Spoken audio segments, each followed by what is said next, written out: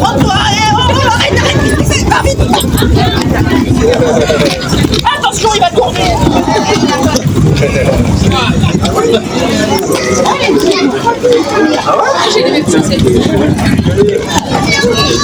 On va passer, on va encore embêter les gens par ici.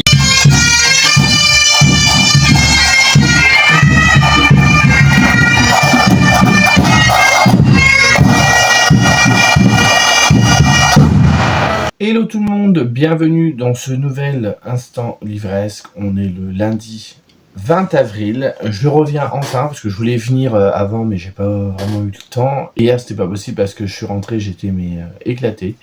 Donc je suis allé, comme je vous en avais parlé, à l'Orée des légendes. Donc c'était les 10 ans anniversaire du salon. Alors moi je connaissais pas trop, j'en avais entendu parler je crois l'année dernière ou il y a 2 ans. Mais j'avais d'autres choses à faire donc j'avais pas pu m'y rendre. Donc c'est un salon qui a vraiment une thématique assez forte qui va être autour de l'imaginaire, avec un peu plus autour de la fantasy / fantastique bien évidemment. C'est séparé en 2 segments, c'est-à-dire que quand vous rentrez sur le salon, donc ça se passe dans la ville de Monthermé, qui est dans les Ardennes françaises, vous avez sur le côté gauche un gymnase en temps normal qui va être consacré au vraiment le coin littéraire, le coin livre. Et ensuite vous déambulez dans quelques rues, ça va aussi s'articuler autour d'une église. assez ancienne, où vous allez avoir tous les exposants, mais qui vont être plus autour du cosplay, c'est-à-dire des épées, des capes, tout ce qui est accessoires, des bijoux, tout ce qui va être création artisanale, c'est-à-dire des petites figurines en fimo ou autres. Il y a des stands un petit peu de nourriture, vous avez aussi des créateurs, enfin vous avez énormément de choses. En dehors du coin littéraire, j'ai vu 2 stands de livres, je crois que c'est tout. D'ailleurs, j'ai pas compris, vous verrez après, je vous montrerai, il y a une autrice qui était toute seule au milieu de tous les exposants. J'ai pas compris pourquoi elle avait été mise à l'écart et elle n'était pas intégrée au coin littéraire, parce que je pense que tout le monde ne lit pas, tout le monde n'a peut-être pas envie d'aller vers tout ce qui est lecture. Donc à ce moment-là, s'ils savent pas, ils rentrent pas. D'ailleurs, quand on est arrivé, on a été accueillis par 2 personnes qui nous ont bien expliqué qu'en fait, il y avait le salon littéraire sur le côté, parce qu'elle dit la plupart des gens ne le savent pas.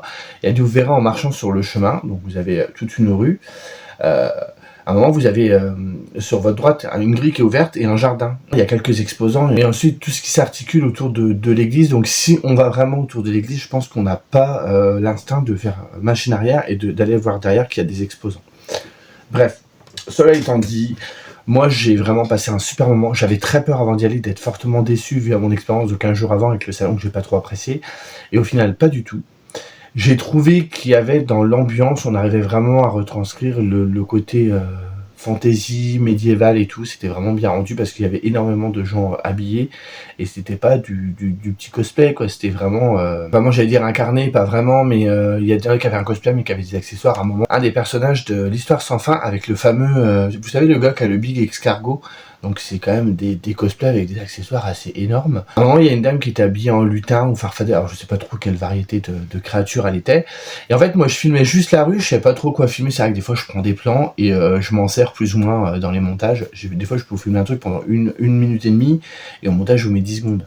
Bref, je filmais et j'ai vu la dame en filmant, donc j'ai zoomé pour la filmer et vous verrez, c'est très furtif dans la vidéo. Et elle a regardé l'objectif, et du coup ça m'a bloqué, j'ai coupé, je suis allé la voir, et là je lui demande, ça vous dérange si je vous filme, parce que bon, c'est pas bien de filmer les gens sans leur consentement, et là elle me fait oui. Je fais, ah désolé, je voulais que j'efface la vidéo et tout, j'étais vraiment confus, mais vraiment très gêné quoi. Et là elle rigole, elle fait, ben non monsieur, elle fait, vous pouvez filmer, ça me gêne pas, elle fait, si je suis habillé comme ça, c'est que je me doute que les gens vont me prendre en photo, me filmer. Je dis, ah mais même madame, je dis, je préfère vous demander quand même et tout, elle fait, non, ça me pose pas de problème, et je repars, pour rejoindre Petit Binôme, et là j'entends qu'il dit en rigolant, j'aime bien être méchante. Et au final je l'ai pas refilmé, parce qu'après il y a une amie elle qui arrivait, elle discutait, j'ai pas voulu plus ou moins arriver avec mon appareil et les filmer, ça faisait pas bien, donc c'est pas grave. Mais franchement, les cosplays étaient très bien faits. Tout avait l'air d'être assez rodé, d'être assez bien organisé. Les exposants, du peu que j'en ai vu, j'ai pas trop demandé, mais ils avaient l'air d'être heureux d'être là. J'ai fait quelques achats. J'en ai pas fait énormément, heureusement, parce que j'ai fait pas beaucoup de stands, mais à chaque fois, voilà, j'ai pris plusieurs trucs. Et c'était très cool. Donc j'étais encore une fois avec Petit Binôme, on a passé une super journée. C'était très très fatigant parce qu'on a été éreinté quand on est rentré. C'est pour ça les auteurs qui font ça, mais pas tous les week-ends, mais presque, et qui bossent la semaine, franchement, il faut tenir une forme olympique. Hein. Surtout qu'il y en a que je connais plus ou moins de loin, ou leur planning, quand je vois sur les stories Insta, il y en a qui habitent des fois, qui habitent pas à côté. Donc ils se tapent en plus toute la route, ou le train. C'est un truc de dingue. Avant tout ça, Petit Binôme, avec sa gentillesse légendaire, m'a trouvé le carnet. Je vous avais montré la dernière fois, vous savez, 2 carnets, là, je les ai pas encore rangés. 2 carnets que je vous disais avec le jaspage qui était trop beau, et Petit Binôme en avait trouvé un que moi j'avais pas réussi à avoir. Et en fait, elle l'a trouvé. Donc elle me l'a pris. C'était celui-ci. Regardez comme il est beau. Avec les fleurs de Sakura. Et du coup, vous avez discrètement. Oh, à chaque fois, avec le ring light, on voit pas bien. Voilà, vous avez vu? Il y a des petites fleurs de. Attendez, j'avais fait la mise au point. Voilà, vous avez des petites fleurs. Et vous voyez, il coûte 4 € et je les trouve très bien. Et ça, je me demande si c'est pas vraiment quelque chose de japonais, parce que tout est écrit en japonais. Bon, après, c'était fabriqué. Donc, je sais pas si ça n'a pas été. Alors, ça a été. On nous dit que derrière, il y a une adresse qui vient de Roumanie. Mais tout est écrit en. Alors, je sais pas si c'est du chinois, du japonais. Je ne saurais pas vous dire exactement quelle langue. Et on nous dit que c'est eco-friendly, qu'il n'y a pas de substance et tout. Donc je sais pas c'est quelle langue, mais voilà, je suis très content qu'elle me l'ait offert. Bon, maintenant il faut que j'arrête un peu avec les carnets, parce que j'en ai 50 là, ça sert à rien. Je vais pas m'en servir tout de suite. Bref, donc, vous le voyez mon enthousiasme. J'ai passé une journée vraiment formidable et je conseille à tout le monde, s'il peut s'y rendre, d'aller à ce salon. L'entrée était payante, je crois que c'est 8 € l'entrée et en prévente c'était 6 €. Donc je trouve pas ça excessif. Et moi ça me gêne pas de mettre un peu d'argent parce que c'est des salons où il faut quand même un minimum de budget pour les faire vivre. Et il faut pouvoir faire venir tous les auteurs, faut payer toutes les structures, enfin bref, ça doit demander un travail énorme et je pense que la plupart sont bénévoles, mais il faut quand même un financement pour faire vivre le salon. Donc moi ça ne me gêne pas de mettre les sous. Surtout c'est des petits salons. Quand c'est des plus gros trucs, j'ai un peu plus de mal. Surtout quand c'est des entrées à 20 ou 25 balles et que derrière tu vas acheter des livres, ça me fout les boules. Bref, cela dit, ah Whitney, je vous ai pas dit ça, rien à voir, je coupe 2 secondes. Ma lecture en cours. Terrorisé, la méthode Junji Ito, donc j'ai déjà lu pas mal, je l'ai commencé hier matin, j'ai déjà lu tout ça. Il fallait que je le lise parce que j'en avais vraiment trop envie. C'est vraiment pour les fans du maître. Du mangaka. Au début, là où j'en suis, il parle de sa vie. Comment il a été amené à être le mangaka célèbre qu'il est aujourd'hui. C'est très très intéressant. Je reviendrai vous en parler quand j'aurai terminé. En plus, il y a des croquis, il y a des dessins. J'aime beaucoup la mise en page. Je suis hyper fan. Je vous ferai des petits plans du livre que je vous mettrai en insert, vous verrez. Ce sera trop cool. Donc, du coup, arrivé sur le salon, j'avais très envie d'aller tout de suite au livre, vous doutez bien. Donc j'ai demandé à Petit Binôme, parce que je demande toujours l'avis de Petit Binôme, on est deux à aller sur un truc, je ne suis pas là à donner mes ordres, je lui demande. Donc elle me dit ouais, pas de souci. Donc on a été tout de suite au salon. On a fait un tour, parce que j'ai vu tout de suite, il était à l'entrée, il y avait Abel Dalloin, et j'avais très envie de prendre ses livres, malgré que l'expérience avec son dernier livre, dont je vous ai parlé récemment, c'est pas hyper bien passé. Malgré tout, j'ai très envie encore de découvrir certaines de ses œuvres, donc je ne vais pas me priver. Et c'est un auteur que je découvre à travers ses reels sur Insta. Si vous voulez le suivre, n'hésitez pas. Il présente ses livres et tout, et c'est quelqu'un, je trouve, qui est très gentil, très avenant, très humble. Et il est exactement comme dans ses vidéos quand on le voit en vrai.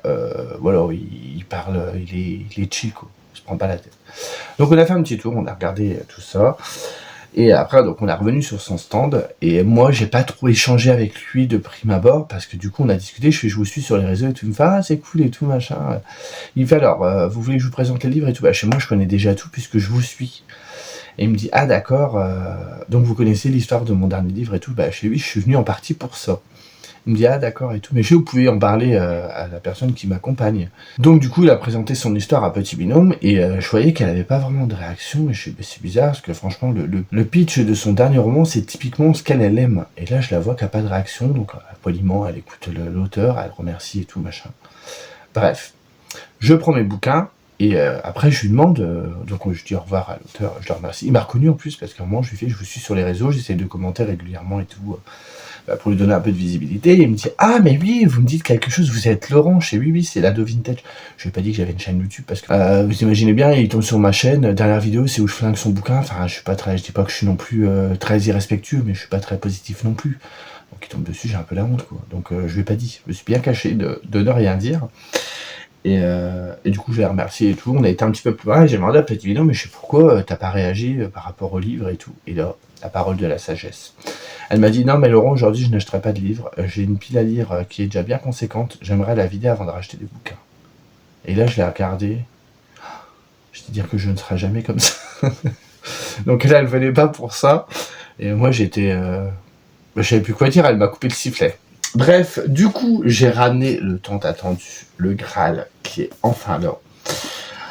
Je suis joie et bonheur.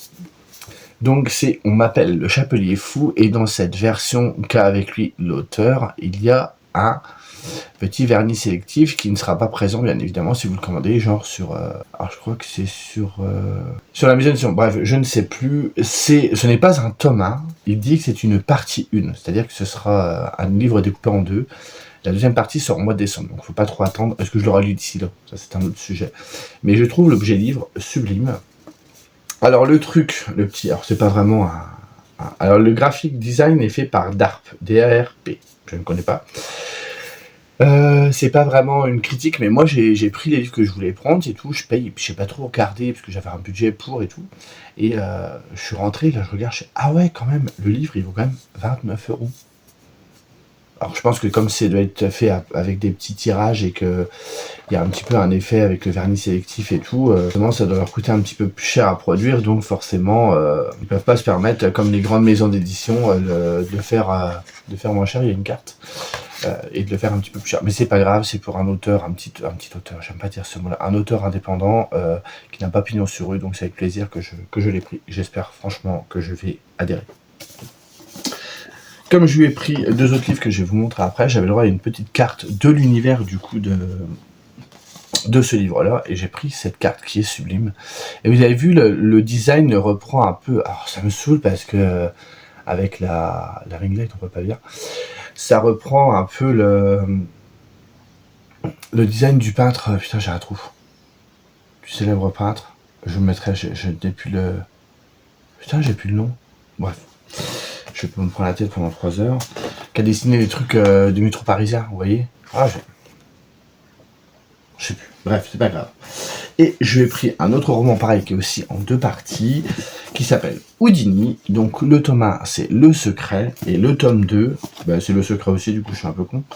Mais voilà. Et voici le tome 2. Alors je vais vous faire le pitch, parce que je crois que on m'appelle le Chapelier Fou, je vous en avais déjà vaguement parlé, me semble-t-il, je ne sais plus. Est-ce que vous voulez que je vous en reparle? Donc bien évidemment, on revient sur la genèse du personnage du Chapelier Fou de Alice au Pays des Merveilles. Et du coup, on va découvrir que ce petit garçon, en fait, a un pouvoir un petit peu particulier. Il peut contrôler ses rêves. Et du coup, c'est un petit garçon qui s'évade un peu dans un autre monde. Mais dans cet autre monde, il donne aussi vie à des créatures cauchemardesques, parce que dans les rêves, il y a également les cauchemars. Je vais aller être assez bref, parce que je me souviens plus de tout, et j'ai pas envie de lire le résumé qui est assez conséquent, et j'ai pas envie de me spoiler. Et du coup, jusqu'au jour où... Donc du coup, il arrive à créer cet autre monde qu'il appelle la Terre des Curiosités. Et il va vivre des choses qui sont pas très simples pour lui, jusqu'au moment où une de ces créatures cauchemardesques va rentrer dans le monde réel. Voilà pour le pitch, grosso modo. Ça m'a l'air énorme. Et l'autre livre que j'ai pris, donc on le devine un petit peu à la couverture, vous voyez qu'ils sont en pleine séance de spiritisme, on voit un petit fantôme. On est en 1918 et on suit Arthur Conan Doyle, qui est dévasté par la perte tragique de son fils, et il va rencontrer Harry Houdini, qui lui est assez familier sur tout ce qui est parler aux gens qui sont décédés, pratiquer le spiritisme et tout ça. L'auteur m'a bien expliqué, parce que je crois que c'est sa petite particularité, c'est qu'il n'invente rien. S'il invente, mais il aime bien s'inspirer de choses concrètes, c'est-à-dire pour Phantom Manor, c'est une attraction. Là, pour le Chapelier Fou, il s'inspire d'un des personnages d'Alice au Pays des Marais, et comme c'est un personnage qu'on n'a jamais vraiment exploité, il peut s'en donner à cœur joie. Et là, pareil, c'est inspiré de la vraie vie des 2 personnages célèbres qui sont Arthur Conan Doyle et Houdini, et il m'a dit sur toute l'histoire, donc sur les 2 tomes, il y a, sans mentir, à peu près 80% de vrai. Et ils me disent et moi c'est ce que je trouve cool aussi, c'est quand les lecteurs lisent son livre, ils s'amusent à aller voir sur différents sites ce qui est vrai ou pas vrai. Donc ils mènent des recherches, et je trouve que c'est bien parce que ça pousse un petit peu à aller plus loin dans sa lecture et à chercher un peu plus de choses derrière, donc c'est très cool. Je trouve que la couverture est vraiment superbe. Donc ici, je vous ai pas dit, c'est chez Apostrophe Books, donc c'est la même maison d'édition que Phantom Manor, et ici on est sur son autre maison d'édition qui est à Contresens. Voilà, il est publié dans ces 2 maisons d'édition seulement, je crois, enfin seulement, pas dans 50 000 quoi. Donc je vous avoue qu'ils me font tous extrêmement envie, mais vraiment je m'écouterai, je les lirai tout de suite. Donc celui-là, ça fait à peu près 700 pages, les 2 tomes. Et celui-là, il fait un bon 500 pages, je crois. Ouais, presque, 470. Donc voilà, c'était un super moment. Franchement, je trouve que l'auteur est vraiment très gentil. Et j'étais limite un petit peu gêné de lui parler, en sachant que la veille, j'ai un petit peu démonté son bouquin, quoi. Mais bon, je préfère rester aussi honnête avec vous. Je lui ai pas dit parce que je trouve qu'il n'y a aucun intérêt à ce que je lui dise. J'ai fait une vidéo YouTube, par contre, dans ma dernière vidéo... je vous descends à mort et tout. Non, parce qu'un auteur, voilà, faut qu'il ait besoin, comme toute personne, du positif. Parce que sinon, on retient que le négatif. Et je pense qu'il y a masse de travail derrière. Là, vous voyez, s'il s'est inspiré de la vie de personnes célèbres, il a dû vachement travailler en amont pour arriver à ce résultat. En plus, c'est quelqu'un qui travaille à côté. Donc franchement, moi, il a toute mon admiration. Savoir que la semaine, il travaille. Quand il rentre chez lui, il fait quand même il anime ses réseaux sociaux. Il fait des salons. Il écrit. enfin, ça demande du temps, ça demande de l'investissement. Je peux pas arriver, moi, avec mon petit truc et juste démonter ces bouquins juste parce que je suis chroniqueur et que j'en ai rien à foutre. Bah non. Donc oui, j'ai un peu culpabilisé, mais bref, j'espère que j'ai pas été trop dur dans ma chronique. Donc c'est tout, on a continué notre petit bonhomme de chemin, j'avais repéré quelques trucs, mais je vous expliquerai un petit peu plus tard pourquoi on n'a pas vraiment pu faire le tour une deuxième fois du coin livre, ni du salon en général.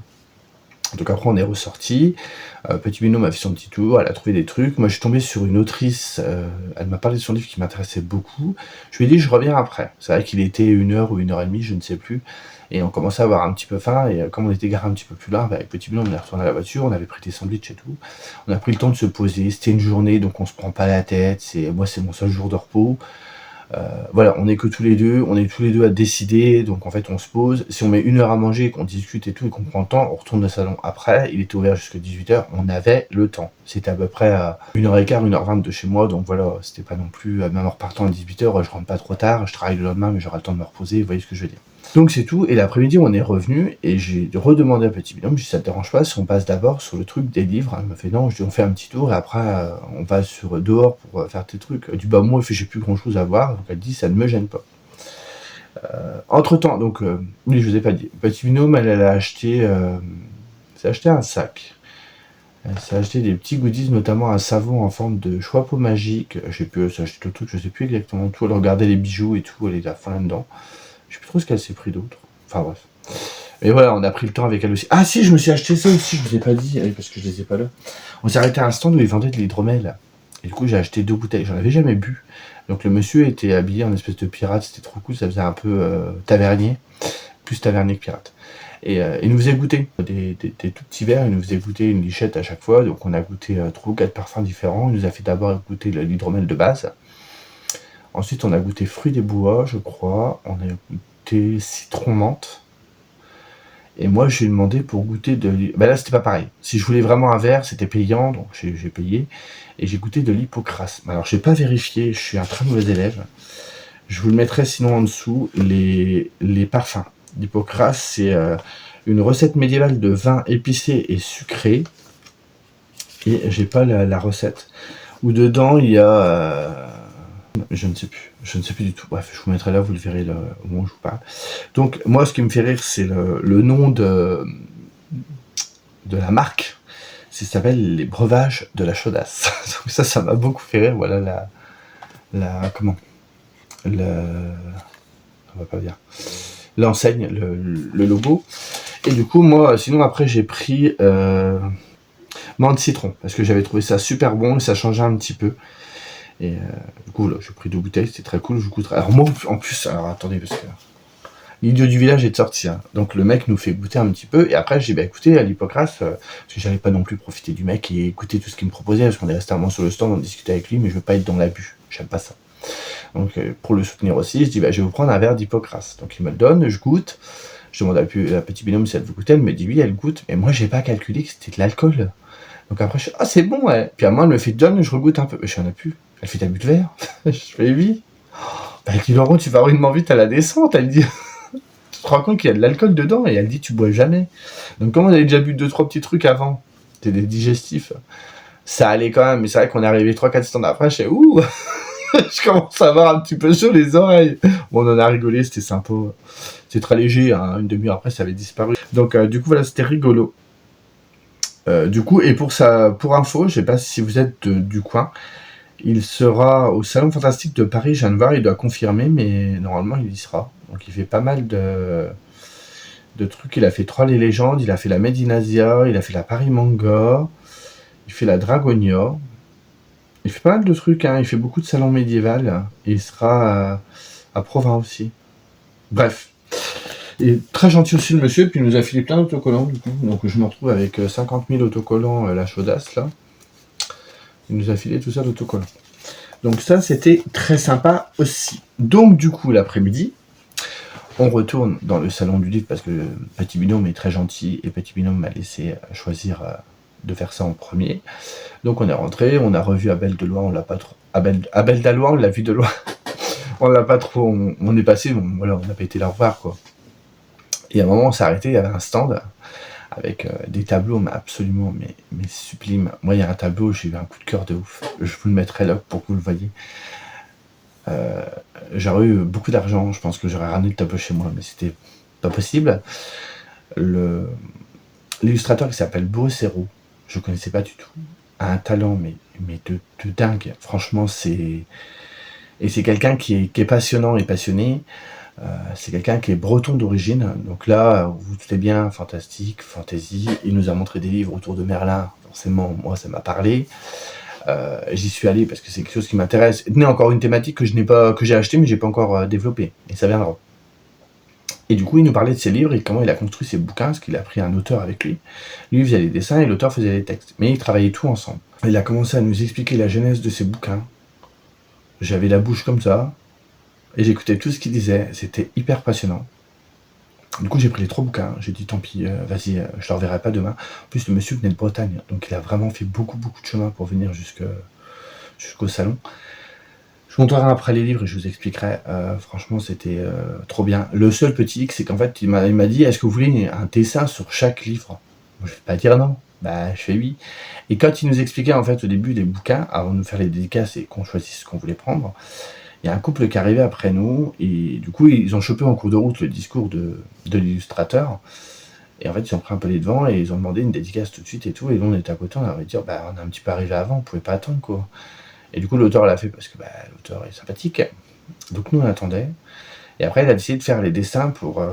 Moi, j'avais pris ces 3 livres, pour mes 3 livres. Mais c'est un auteur qui est très dissipé. C'est-à-dire que la moindre chose, il arrête de dessiner, il fait autre chose. On est arrivé au stand, il était 14h. On est reparti du stand, il était 16h45. On est resté presque 3 heures. Bon, après, il y a eu autre chose aussi, mais... Genre, il dessinait, il voyait quelqu'un qu'il connaissait, il s'arrêtait de dessiner, il disait bonjour à la personne, il parlait 5 minutes avec, donc nous on attendait. Après, il était en train de dessiner avec nous, il fait ah, en fait, vous connaissez ça? Donc il nous montrait, il avait un album à côté de lui de musique celtique. Je dis non, mais on peut écouter, j'ai Spotify sur mon téléphone. Ah, bah allez-y et tout, on va écouter pendant que je dessine, je fais vos dédicaces. Donc c'est tout, je tends le téléphone. Après, il me dit ah, et ça, vous connaissez? Donc c'était très cool parce qu'il nous avait fait écouter plein de trucs et je les écoutais dans la voiture aujourd'hui en allant au taf et en revenant, en allant prendre des joys, c'est vraiment génial, quoi. Mais putain, moi, après, il y a des personnes qui connaissent depuis longtemps, qui doivent être assez fans de lui, qui sont arrivés, il a commencé à discuter avec eux. Je dis, on va jamais s'en sortir. Et là, franchement, il faisait une dédicace, ça mettait une demi-heure. De toute façon, c'était quelqu'un que j'apprécie, j'ai apprécié le moment qu'on a passé avec cet auteur.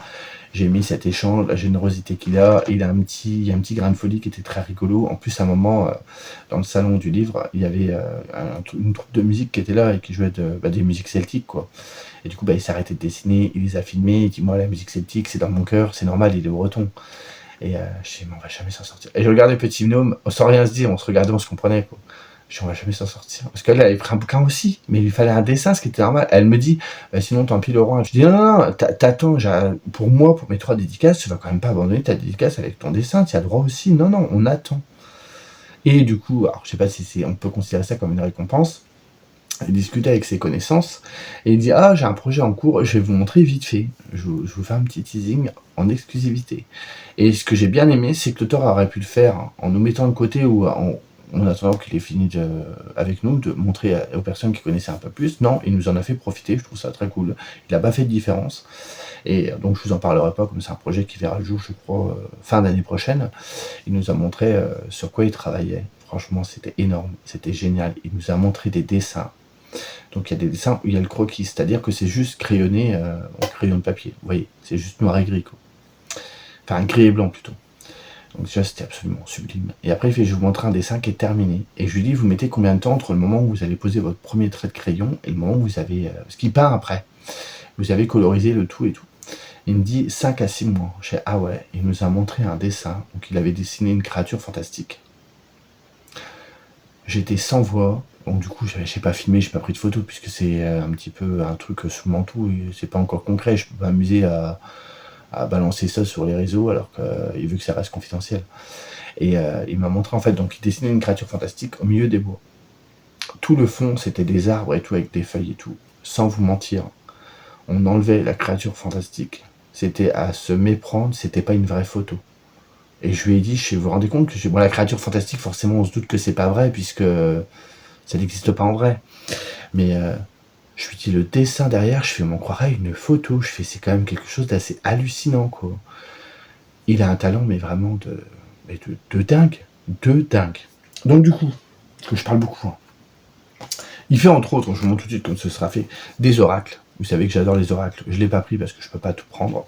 Ça s'appelle l'oracle du cœur sacré d'Avalon. Donc voici la petite image, parce que du coup, à chaque fois, on se fait... Regardez, c'est lui qui dessine. Vous avez vu comment c'est sublime. Donc au début, j'avais pris en photo l'oracle et je dis, bah, je le prendrai par la suite. Et il me dit, ah bah, j'ai une carte si tu veux. Donc il m'a filé la carte. Donc je lui ai pris 3 livres. Je lui ai pris d'abord... le livre secret de Merlin. Alors les 3 livres sont édités chez Glénat, donc ils ont été édités il y a quelques années maintenant. Donc lui, il est au dessin, c'est Bruce Hérault, et au texte, c'est Catherine Queneau. Donc voilà, pour les dessins. Regardez-moi ça. Qu'est-ce que vous voulez que je vous dise? C'est sublime. Donc j'ai eu ma petite dédicace, bien évidemment. Hein, j'ai souffert pour l'avoir. Je lui ai demandé de me faire un lutin ou un nain, je ne sais pas. Je crois que c'est un nain. Regardez comme c'est joli. Je vois rien de ce que je vous montre, j'espère que je vous montre bien. Et alors je sais plus si c'est dans celui-là qu'il a... Oh là là, mais regardez-moi ces dessins, qu'est-ce que vous voulez que je vous dise? Moi, je trouve ça absolument sublime. Donc là, on est sur un petit peu tout l'univers autour de Merlin, qui est très cool. Bon là, je vous montrerai pas parce que les dames, elles sont toutes nues. Donc je vais éviter de mettre ça là. Mais je regrette absolument pas d'avoir tout pris, hein, tellement c'est trop beau. J'ai pris ensuite celui-ci, donc un peu plus grand, qui s'appelle À la recherche de la mandragore. Donc c'est de l'illustrateur du coup Bruce Hérault et de Pascal Lamour au texte. Il y a toute une histoire derrière ce livre qui est absolument géniale, parce que l'illustrateur a rencontré l'auteur du texte en forêt de Brocéliande. Et il dit c'était... voilà, rien attendu, on s'est rencontrés, on a discuté, et il dit est né du coup cette histoire. On suit cette jeune femme qui en fait est arrivée à la fin de sa formation de druidesse et la dernière étape. Le druide qui l'a formée lui demande d'aller chercher la mandragore et ce sera une excuse pour qu'il y ait tout un périple qui se fasse et du coup sur sa route elle va rencontrer des plantes et on va nous expliquer à quoi servent les plantes, les pouvoirs qu'ils ont à l'époque du coup des druides. Il faut savoir que l'auteur est également pharmacien, donc il s'y connaît fortement sur tout ce qui est herbes et compagnie qui aident à fabriquer les médicaments, hein. Pharmacien c'est quand même son ancêtre c'est l'apothicaire et tout, hein. Je vous fais par dessin. Et du coup, on apprend plein de trucs sur les origines des druides et tout. C'est vraiment hyper intéressant. Moi, je savais pas. Par exemple, il nous a expliqué c'était quoi les 5 herbes vraiment emblématiques de la sorcière. Alors attendez, il faut que je tombe dessus. Bien évidemment, je ne le retrouve pas pour vous le montrer. Ah, voilà. Donc ici, il en a mis que 3. Normalement, il y en a 5. Donc là, 3 des 5 herbes qui représentent... c'est un petit peu les favoris de la sorcière, c'est la datura, la bellatone et la jusquiame. Il y en a 2 autres, il nous en a expliqué que 3, parce qu'il y en a une déjà, c'est pas possible de la trouver, comme là on est en Bretagne, c'est une herbe qui pousse dans les montagnes, donc il dit je voulais rester cohérent dans mon récit, on ne l'a pas intégré. Il y en a une 5e et je ne sais plus ce que c'est. Et du coup, il nous a expliqué un truc aussi au tout début, alors attendez, il faut que je retrouve le dessin. Alors j'espère que j'expliquerai aussi bien que, voilà, vous avez ce dessin d'une tête qui abrite des plantes. Il y avait différentes plantes. Et c'est des plantes qui agissent sur le cerveau. Alors je ne sais plus quelles sont les propriétés. Donc c'est des plantes de l'anxiété. Donc elles vont aider chez les angoisses, les insomnies, le système nerveux, tout ça. Donc la créature a ça sur sa tête. Et après il explique la légende qui existe sur cette créature qui s'appelle Corphantus. Et du coup, cette créature est toujours... donc, si on lui a mis les fleurs sur la tête, c'est un symbole parce que c'est une créature qui est toujours bourrée. C'est un ivrogne. Et il va croiser l'Ankou. Donc, l'Ankou, dans les légendes bretonnes, c'est la mort. Pour ceux qui ne le savent pas, je ne veux pas étaler ma science. Elle vient le chercher, et lui, même ça, il comprend pas, en fait. Normalement, quand tu vois l'Ankou, t'es pétrifié, t'as peur, tu sais que c'est la mort qui vient te chercher, mais lui, comme il est bourré comme un coin, il fait pas gaffe, quoi. Et du coup, pour se venger, l'Ankou va le transformer en bois, d'où l'expression « la gueule de bois ». Je trouve ça génial, c'est pour ça que je vous sors l'anecdote, et vous avez ici du coup la créature qui est transformée en gueule de bois de façon littérale. Donc c'était vraiment, il nous a, mais je vous explique un quart de tout ce qu'il nous a expliqué. Alors attendez, je cherche la fameuse image dont je vous parlais, qui est absolument sublime, je crois qu'elle est dans ce livre. Écoutez, qu'est-ce que vous voulez que je vous dise? Regardez-moi ce dessin. C'est cet illustrateur a de l'or dans les doigts, quoi. C'est peut-être dans le 3e livre, je ne sais pas, je crois bien. Et du coup, toutes les propriétés qui sont explicitées à propos des plantes, tout est vrai. Rien n'est inventé, et qu'il y a vraiment des... En fait, c'est un peu les remèdes de grand-mère, c'est ce qu'utilisaient les druides dans le temps, quoi. Donc ça, je vous parle beaucoup, ça va durer très longtemps cette séquence, j'espère que je vous ennuie pas. Et le dernier livre, c'est celui-ci, Druise, la prophétie perdue. Alors pourquoi j'ai pris celui-là? Parce qu'en fait, quand on commence à la recherche de la mandragore, d'ailleurs, la recherche de la mandragore, ils ont créé aussi un album de musique. Je l'ai écouté, il est vraiment génial. Il y a quelques paroles, on nous explique quelques trucs, quelques mises en scène un petit peu par rapport à l'histoire. Mais c'est vraiment génial à écouter, c'est sur Spotify. Vous tapez à la recherche de la mandragore ou Pascal Lamour, je pense que vous tombez dessus. Et du coup, au début, quand on suit le voyage... Ah ben, il y a la dédicace. Il m'a fait un elfe. Regardez-moi cet elfe sublime. Donc, au début, le druide qui la forme, c'est cette personne. Vous voyez? Cette personne se trouve être ce petit garçon. Ça se passe des années avant, en fait. Donc, moi, déjà, l'illustration là, je la trouve aussi superbe. On va suivre l'histoire de ce petit garçon. On est toujours dans l'univers un petit peu d'Arthur, de Merlin et tout, vous vous doutez. Regardez-moi, je suis en pamoison devant cette image qui est absolument sublime. Moi, j'arrivais pas à décrocher, donc voilà pour cet auteur. Il m'a offert gentiment un petit marque-page qui est très très sympa. Et sa petite carte, que je trouve aussi sa carte de visite qui est vraiment très très jolie. Donc voilà.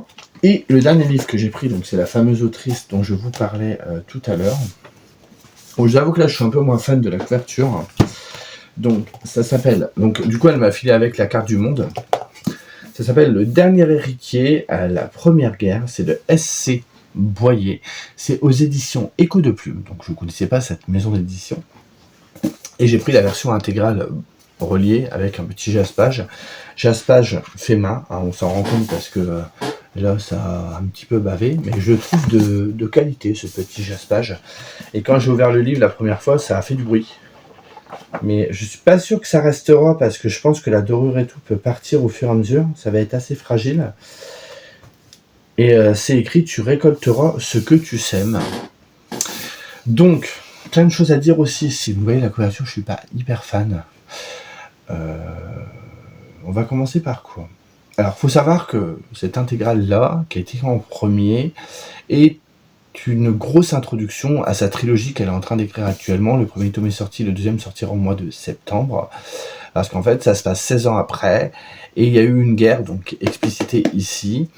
Et du coup, dans la suite, elle explique un peu ce que deviennent ces personnages, les traumas qu'il advient lorsqu'on a vécu une guerre et tout, mais elle voulait vraiment poser des mots sur cette fameuse guerre et ne pas juste la mettre en toile de fond et commencer son récit comme ça. Moi, quand je suis arrivé sur le stand, on a discuté vite fait, et la première question qu'elle m'a posée, c'est est-ce que vous aimez Game of Thrones? C'est la question qu'il ne faut pas me poser, parce que je pense qu'il n'y en a pas beaucoup, mais il y en a, je fais partie de ces personnes. Moi, j'ai pas du tout adhéré à la hype, je n'ai pas lu le livre du coup. Sur Game of Thrones, j'ai radé 4 saisons, et il y en avait 5 de sortie à l'époque. À chaque fois que j'aimais le début de la saison ou la fin, entre les deux, je m'ennuyais. Me demandez pas pourquoi, je sais que c'est... tout le monde dit que c'est génial, que le scénario est top et tout. Me demandez pas, je sais pas. Mais moi, j'ai pas réussi à accrocher, tant pis. Hein. Je ne dénigre pas la série pour autant. Je peux comprendre que c'est une série acclamée, de qualité et tout ce que vous voulez. Bref, elle commence à me dire ça. Elle me dit, parce qu'en fait, elle fait mon roman, c'est un peu comme Game of Thrones. Et là, je la regarde, et dans ma tête, je me dis... Tu touches plus seul, ma sœur. Enfin, c'est un peu prétentieux de dire ça. Game of Thrones, c'est quand même une œuvre de fantasy qui est hyper reconnue. L'auteur J.R.R. Martin, c'est quand même pareil, un auteur qui est assez acclamé et tout. Comparer ton roman à ça, je lui dis ouais. Et là, elle me fait non, mais pas. Quand elle dit je compare à ça, c'est parce qu'en fait, c'est un roman qui reprend un peu le même système de narration. Je fais c'est-à-dire. Et en fait, c'est un roman choral. Donc chaque chapitre, c'est un personnage différent qui parle, et les personnages sont un petit peu éparpillés sur la map, et ils vont se rencontrer à un moment ou à un autre et tout. Donc elle me dit, je me suis inspiré de ça. Elle fait le fait aussi que mes personnages sont ni blancs ni noirs, ils sont entre les deux, comme on dit Morale Grey, là, ils sont... Voilà. il y a des trahisons, c'est pas les plus gentils qui vont gagner, enfin bref. Donc il y a un petit peu tout cet aspect-là qu'il y a dans Game of Thrones, donc j'ai un peu mieux compris ce qu'elle voulait dire, donc j'allais dire. Par contre, dans ton argumentaire de vente, change un peu ta façon d'amener les choses, parce que je trouve que c'est...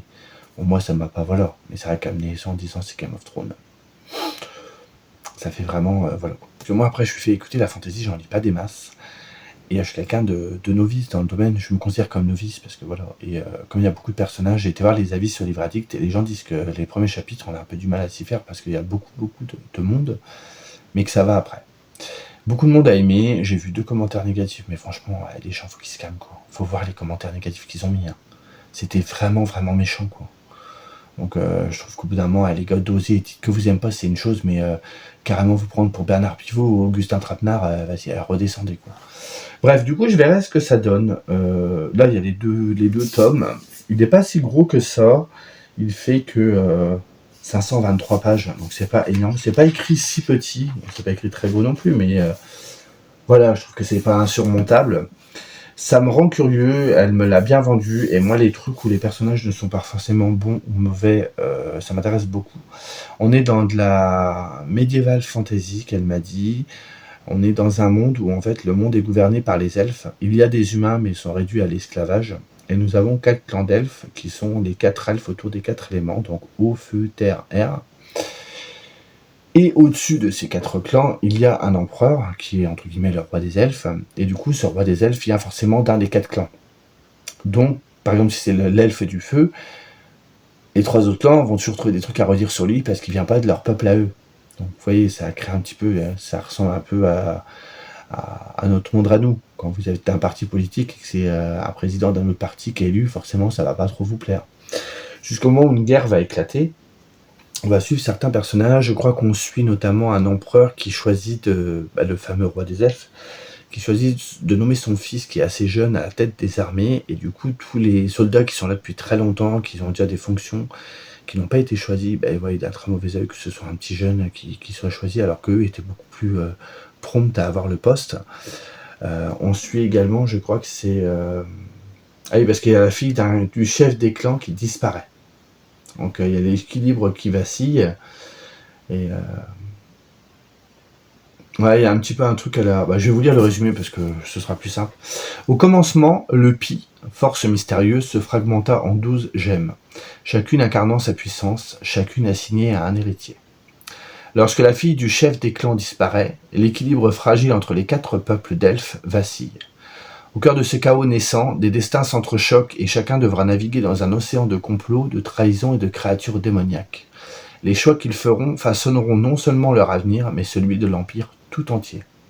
Ce récit à la fois sombre et épique plonge le lecteur dans un univers où la frontière entre héros et antagonistes s'estompe, dévoilant les répercussions de chaque action comme des ondes se propageant à travers le temps. Donc, entre guillemets, on peut dire qu'on est dans de la dark fantasy. C'est vrai que je vous ai dit medieval fantasy, mais c'est vraiment de la dark. Et moi, je lui ai demandé, parce que là, vous voyez, il y a un dragon. Je lui ai dit, il y a des créatures fantastiques et tout. Alors, elle fait, oui, il y a de la magie, mais vous verrez, elle fait très vite, la magie qu'ont les elfes, c'est quelque chose qui est dans leur nature. Donc, elle fait, c'est pas que j'appuie dessus, mais ça va très vite sembler normal pour le lecteur. Et elle fait, il y a des créatures fantastiques, mais elles sont pas vraiment mises en avant. C'est-à-dire qu'à un moment, je crois que dans le récit, elle m'expliquait qu'ils vont croiser un Wendigo.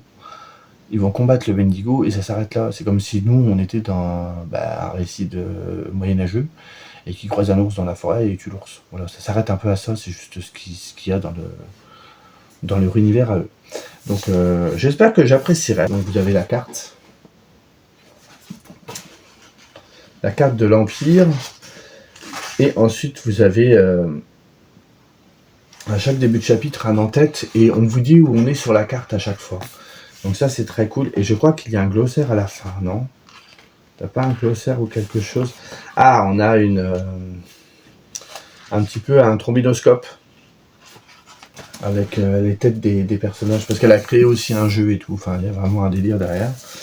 Et du coup elle m'a offert la carte, mais je sais pas si je vais l'ouvrir, parce qu'en fait elle a mis un petit cachet qui est le symbole un peu du truc, c'est une abeille. Donc elle me dit, si vous ouvrez la carte, l'abeille, vous ne l'aurez plus. Donc je sais pas si je vais ouvrir ou pas, je verrai bien. Bref, ça fait 45 minutes que je vous parle. Je vais vous laisser là parce que j'ai beaucoup trop parlé. J'espère que je vous ai pas ennuyé. Mais voilà, si vous n'avez pas encore compris, j'ai passé une journée absolument fantastique. C'était très très bien. Voilà pour tout ça. Bon, allez, je vous laisse là pour tout ça. Vous verrez, alors soit vous aurez les images avant ou après, je ne sais plus. Et je reviendrai du coup, faut que je prépare un petit peu en amont pour mon récap des challenges. Je vais refaire ça au propre, vous marquer sur les items. Par exemple, je sais que le challenge de Eve, il y a 52 items. Voir où j'en suis dans ma progression et tout. Et je reviens tout à l'heure. Je reviens tout à l'heure. Je reviens dans quelques jours. Je reviens tout à l'heure.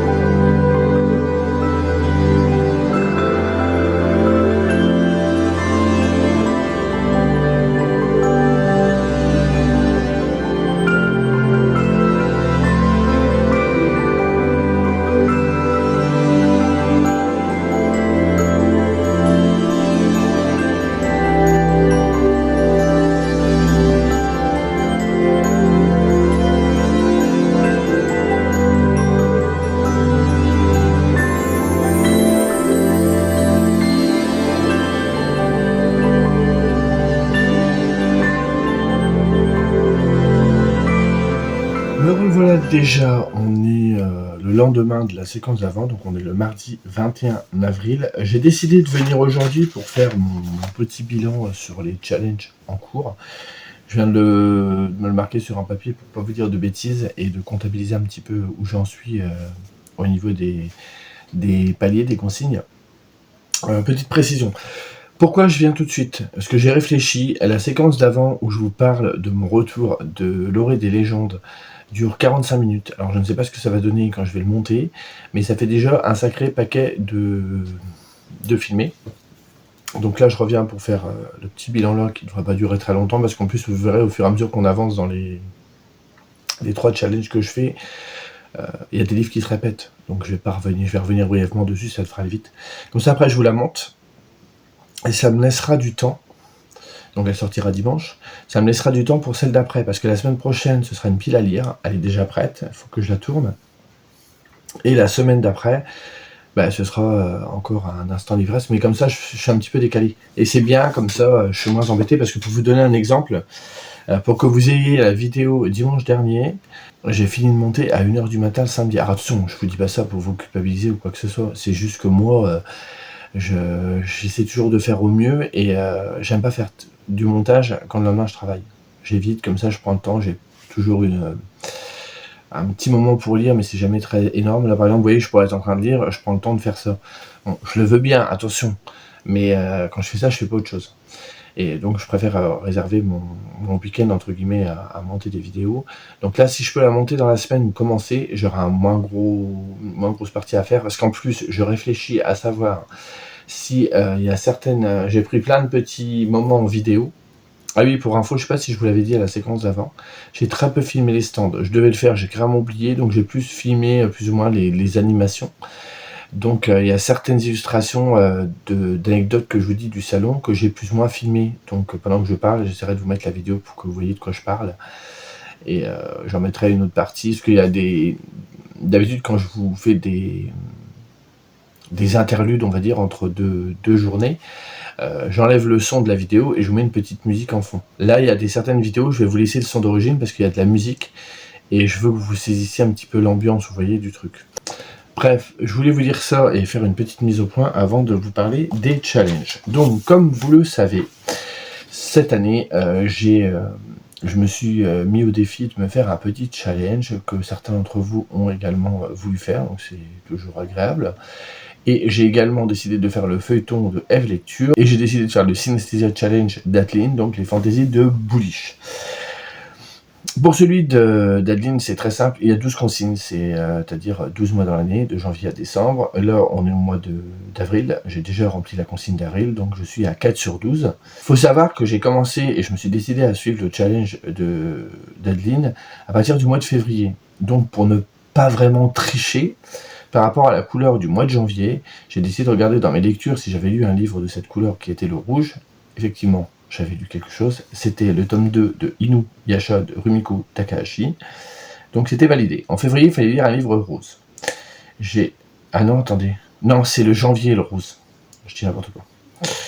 En février, c'est un livre rouge. J'ai lu Europa Halls de Alan Shivers, je crois. Et je pense qu'à un moment, je vais plus savoir les auteurs, hein, c'est sûr. C'est édité chez Faute de Frappe. Un livre que j'ai pas apprécié. C'était un slasher, j'ai pas vraiment aimé. Et c'est le premier tome d'une trilogie. Je sais pas si la maison d'édition va sortir les 3.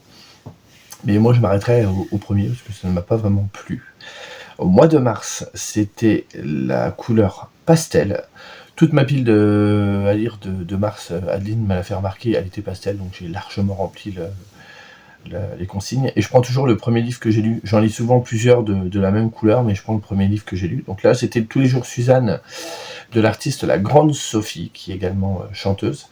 Il vient de sortir il y a quelques jours en poche. Donc si jamais ça vous tente, que vous connaissiez ou pas la chanteuse, ça se lit plutôt bien. J'aime beaucoup, elle a un petit humour très rigolo, elle a un petit grain de folie. Enfin, j'aime beaucoup la personnalité de cette artiste. Bon, après, moi, j'apprécie ses chansons, donc du coup, ça a une autre signification pour moi. Et pour avril, j'ai lu Rue de la Gaîté de Axel Orion. Je vous en ai parlé il n'y a pas longtemps, je ne reviens pas dessus. Et c'était La couleur verte. Voilà, on va passer. Ensuite, pour le feuilleton de lecture, il y a 52 consignes qui correspondent aux 52 semaines de l'année. Sur les 52, j'en ai lu 24. En plus, je me suis rendu compte que j'ai validé des consignes alors que j'ai pas lu le livre.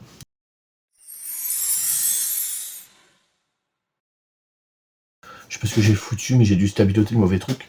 Bref, je ne vous dis que les consignes que j'ai lues, du coup.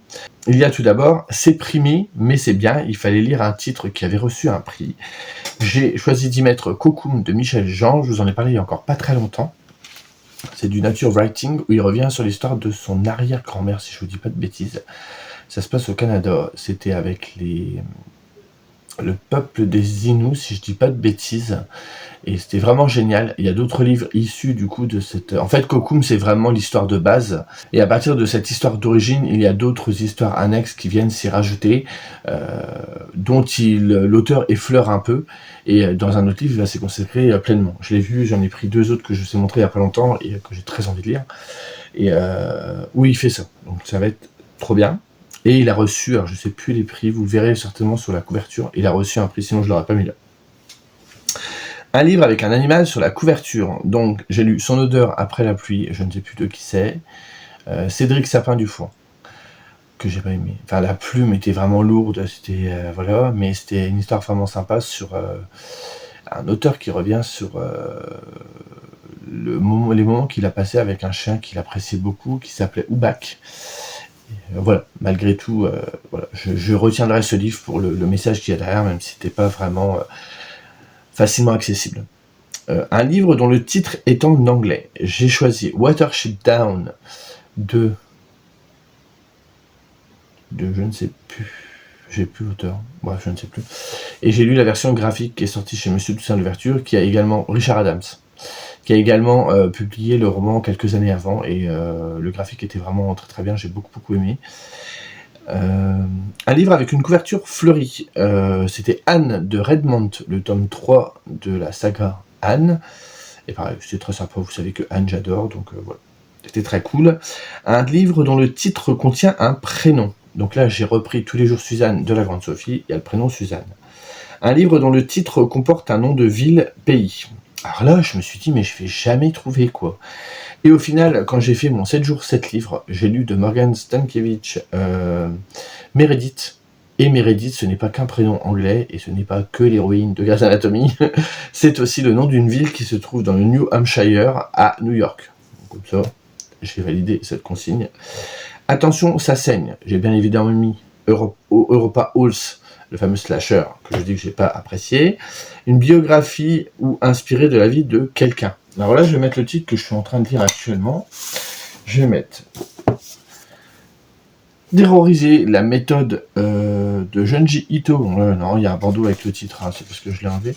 Voilà, j'en ai lu une bonne moitié, ça se lit bien, ça se lit vite, c'est très bien. Donc au début, l'auteur revient un petit peu sur sa vie et après il explique un petit peu comment il travaille ses scénarios et ses mangas de manière générale, c'est très instructif, très intéressant. Moi j'aime beaucoup Junji Ito, et du coup comme il raconte sa vie au début, il y a l'idée de biographie, donc ça marche. Je l'ai pas fini, mais je valide déjà la consigne, je sais que je vais le finir bientôt.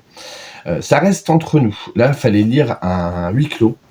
J'ai pris Tous les Alex doivent mourir, qui se passe au même endroit tout le long du roman. C'est dans un espace clos, dans un musée. Donc ça fonctionne.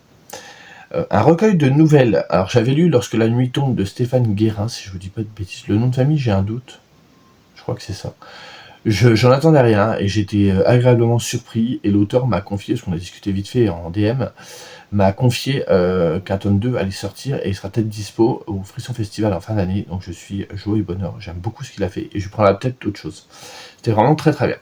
C'est d'édition indépendante. Un futur qui fait un peu peur, donc là j'ai mis le titre Ce qu'il nous faut retrouver de Joanne Hay, je ne sais plus son nom. Bref, que j'ai pas aimé, vous savez, le livre de science-fiction, que je trouvais que c'était...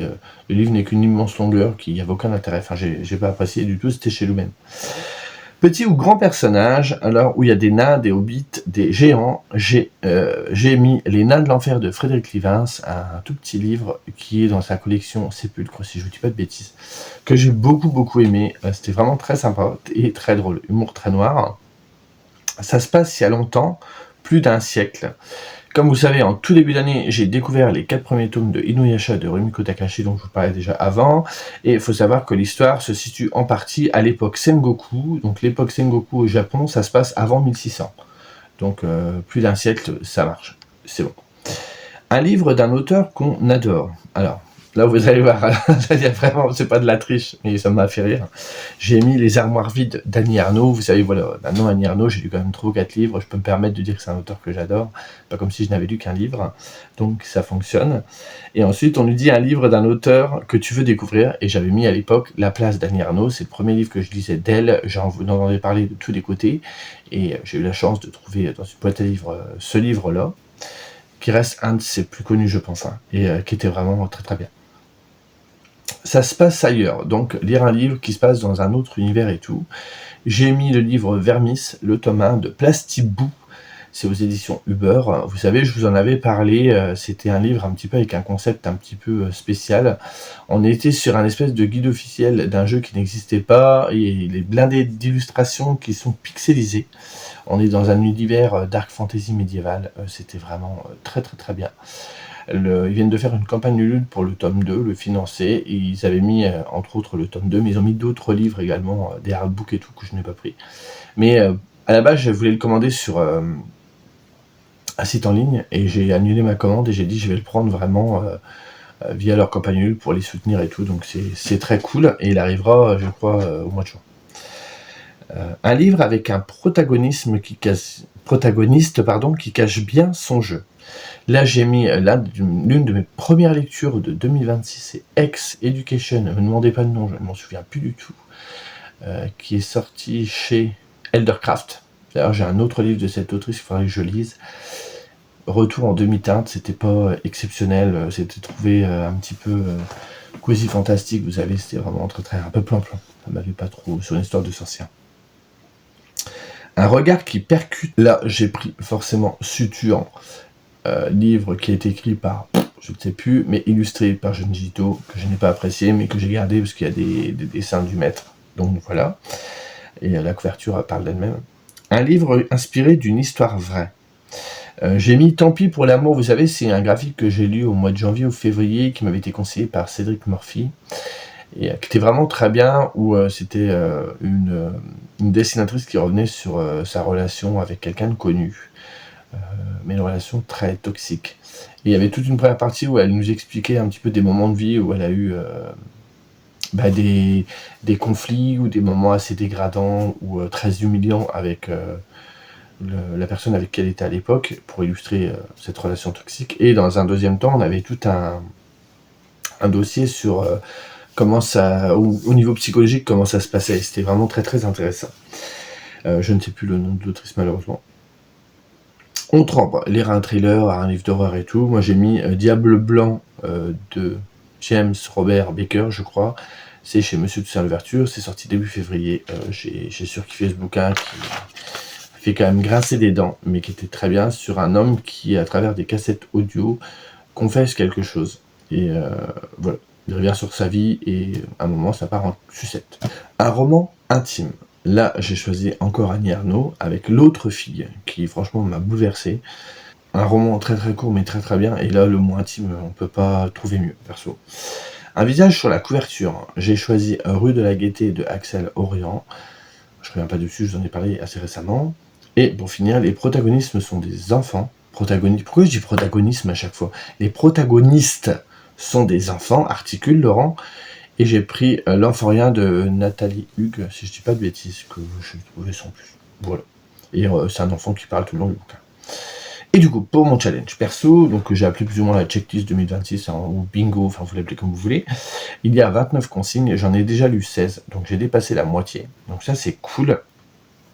Il y a tout d'abord la découverte, donc découvrir une nouvelle maison d'édition. J'ai mis Restart, dont je vous ai parlé vraiment la semaine dernière, donc je reviens pas du tout dessus.